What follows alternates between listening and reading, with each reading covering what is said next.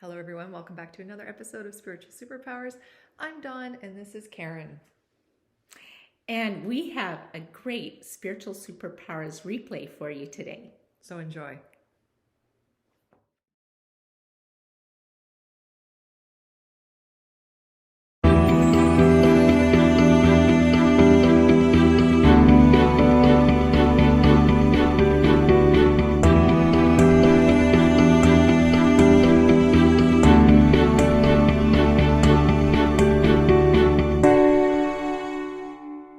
Hi everyone and welcome back to another episode of Spiritual Superpowers. Today we thought we would plan to talk to you a little bit about moons and moon cycles because we have just entered into eclipse season and we just had a full moon lunar eclipse, and so we're going to talk to you a little bit about it. We're both not experts in astrology, but as a witch I follow the moon cycles. Yeah. And it's something that we're both curious about, so we thought we would share some information on it. Yeah. So we thought we'd do an introduction into all that stuff, and then in the future maybe do a more in-depth astrology episode, bringing an expert on. Yeah, we've actually sourced out a few astrologists to have. I went and had my natal chart read, but we haven't actually come across anyone to have on the show. So if you happen to know of anyone who practices astrology, we would be very interested in connecting with them. Yeah. And I guess we can start with my showing you my shirt here. In my defense, the moon was full and I was left unsupervised. Mm-hmm. And it's a perfect segue to talk about the full moon to start off with. Right, yes. Yeah, the full moon, if you're watching this in real time, which is June 2021, last week on the 26th of May, we had the full blood flower lunar eclipse. Yeah, that's a mouthful. Yeah. Yes. Yeah. And it happened earlier in the morning, and some of us in the Toronto area did get to see a little bit of it. I mean, I got up, and I know you got up and tried to look at it, and it was cloudy where I was. Yeah. Yeah. My neighbor got a few great photos before it started eclipsing. I mean, when I got up, it was pretty cloudy, but that's how it goes. Yes. Right. Yeah. So, but let's talk about full moons in general and what they mean. I think if you talk to anyone in the EMS field, like doctors and nurses and in emergency rooms as well, they will tell you that without a doubt, there's something to a full moon. Oh, yeah. Whether they believe it or not, they just can tell. Right, yeah. First responders I always hear them say, like police officers or ambulance attendants, that they have their busiest time when the full moon is around. Yeah. Yeah. And I think if you're sensitive to energy, you'll notice some feelings or unsettled energy during a full moon.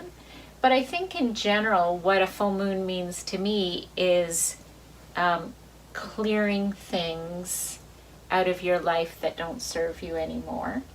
And you always want to do that, and it's great that we have a full moon every month to do that, because when you're clearing things out of your life, you're creating space to bring new energy in. Mm-hmm. So I kind of always look forward to a full moon. I put my crystals out on the windowsill, and it's great for clearing your crystals. It is, yeah. The moonlight really helps to charge them and cleanse them. Yeah. But yeah, the full moon's kind of like the New Year celebration, only monthly, where you are kind of saying goodbye to the previous month, letting everything go. Or at least you have 2 weeks to open up space and cleanse the area in your field and in your home or wherever it is. Like, you're not starting new projects at that time. Right. You're tying up loose ends, you're finishing everything as it leads into the new moon. And I think I do the crystal thing every full moon, but there are some other rituals that you can do. If there's something you really, really want to release from your life, say there's just some negative energy surrounding a certain situation, I mean, what a basic ritual you can do around a full moon is write it all out on a piece of paper, right? And then you do this around the full moon. You can tear it up, you can burn it, and just use the releasing energy of the moon to help, yourself get rid of that energy. But when you write things down, there's a greater sense of intention, and when you burn it, there's a greater sense of intention. So those are great things to do. Have you done anything like that? Yeah, I definitely. I actually have paper that is purposeful for lighting on fire, because it kind of just floats away. So I will write things down, light it on fire, and I do practice the fire with specific, maybe colored candles and that type of thing, based on what I'm trying to release. And yeah, I find it's really helpful on like a mental, emotional, and an energy state, and it just feels good doing it in the full moonlight. Yeah. Okay, well, let's talk about new moons. Yes. Now, new moon is when there is no moon in the sky. Yeah. So you can't see the new moon, but that is a time of starting new projects, bringing in the new, moving forward with life, and creating and manifesting what you might want to do in the next phase. Yeah, so again, the full moon allows you to release, create that space, and then when it's the time of the new moon, you bring the new energy in. So, yeah, lots of opportunities to do that every month, right?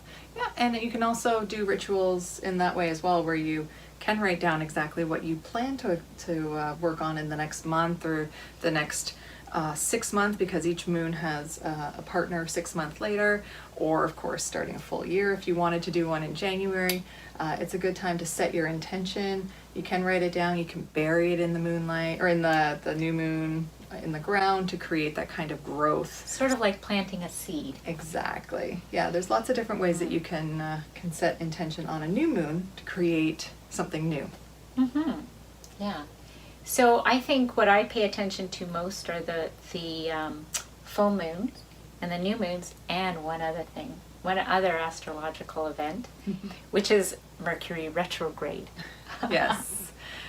Lots of buzzwords around Mercury retrograde, and you hear it's Mercury retrograde and everyone's like, oh no, or another t-shirt that we have in the making is talk to me when Mercury is out of retrograde. Yeah, because everything, I don't know if you've noticed, but a lot of people feel like everything goes wrong, or you have a lot of bad luck, or things just don't go according to plan. And I think that's because Mercury is a planet of communication.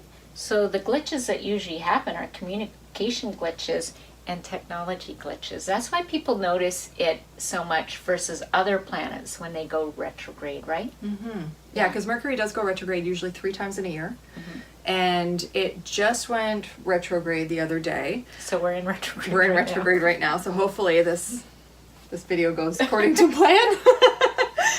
But it just so happens that Pluto and Saturn are also retrograde at this time. Yeah.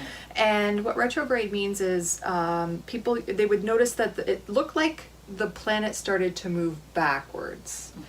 And it's just that it kind of slows down. Yeah. And what's nice in a symbolic way is, as it slows down, in theory, we are supposed to as well. So having this time with not only Mercury is retrograde, but the 2 other planets in retrograde, it's a good time for us to slow down, be kind to ourselves, go inward, be still, be silent, all that woo-woo talk.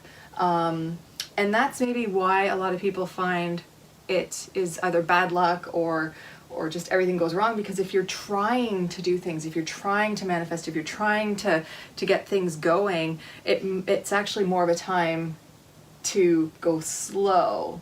So the universe is literally slowing you down. And it'll feel like sabotage at some points, but it's actually a good thing. It's a good time of the year to give yourself a break. Yeah. So now you know a little bit more about Mercury retrograde. So the other thing we want to talk about, because if you're watching this in June 2021, we are in the middle of eclipse season.